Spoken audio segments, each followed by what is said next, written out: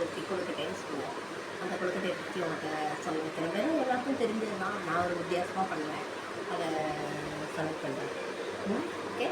அதாவது இதுக்கு தேவையானது வந்து தேங்காய் துருவல் ஒரு முடி எடுத்துக்கோங்க. அடுத்து வந்து நாட்டு சர்க்கரை வச்சுக்கோங்க, ஒரு கப்பு.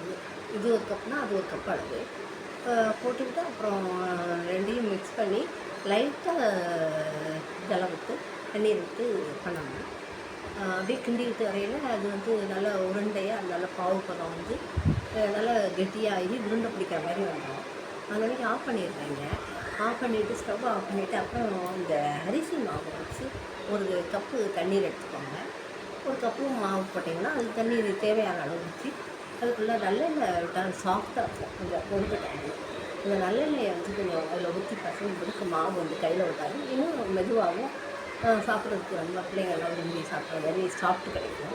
அதை வந்து உருண்டையாக பண்ணி வச்சுட்டு அதில் அந்த பூரணத்தை எடுத்து வச்சுக்கிட்டு இதை பண்ணணுன்னா இட்லி பானையில் வச்சு ஆவியில் வச்சு வெந்து எடுத்துட்டோன்னா அந்த கொழுக்கட்டையை பிள்ளைங்க சாப்பிடாத பிள்ளைங்களும் வேணும் அப்படி தான் சாப்பிடுவாங்க. இதெல்லாம் ரொம்ப ஒரு அருமையான கொழுக்கட்டை உணவு. நீங்கள் கொடுத்தீங்கன்னா ஸ்நாக்ஸ் நல்ல ஒரு ஊட்டச்சத்து. சரி, கமெண்ட் பண்ணுங்கள். பாய்.